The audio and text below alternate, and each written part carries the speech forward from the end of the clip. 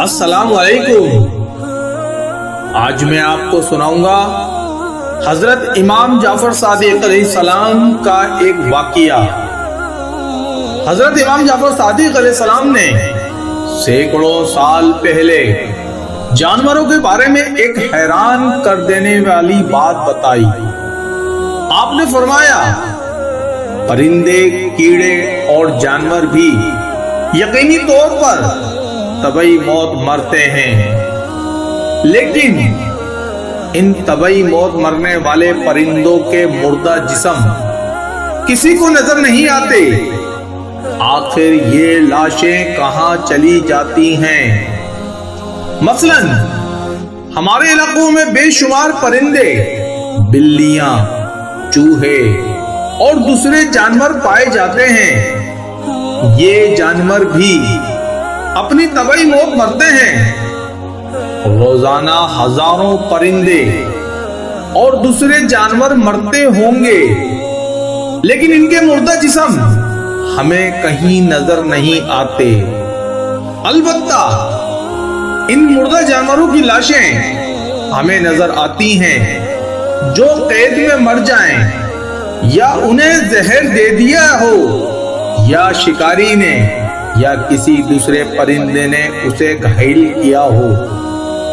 امام جعفر صادق رضی اللہ تعالی عنہ نے فرمایا، یہ مردہ اجسام تمہیں اس لیے نظر نہیں آتے کہ چوپایوں، پرندوں اور دوسرے جانوروں کو اپنی موت کا علم اللہ کی طرف سے پہلے ہی ہو جاتا ہے۔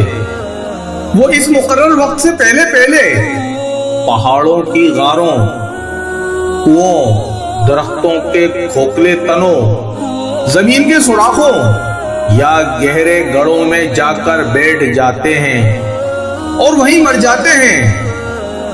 یہ اللہ کا نظام ہے، جس کی وجہ سے آج انسان سکون سے سانس لے رہا ہے، ورنہ اگر باقی جانوروں، کیڑوں کو چھوڑ کر صرف پرندوں کو لیا جائے تو ایک اندازے کے مطابق دنیا بھر میں پرندوں کی تعداد 700 ارب ہے۔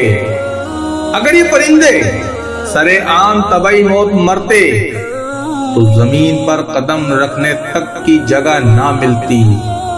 ہر طرف ان کے مردہ جسم ہوتے، جو گندگی اور بے شمار بیماریوں کا سبب بنتے۔ میرے دوستوں اور عزیزوں، آپ کو یہ واقعہ جیسا لگا ہو کمنٹ باکس میں لازمی بتائیے گا، اور پسند آیا ہو لائک، شیئر اور سبسکرائب لازمی کریے گا۔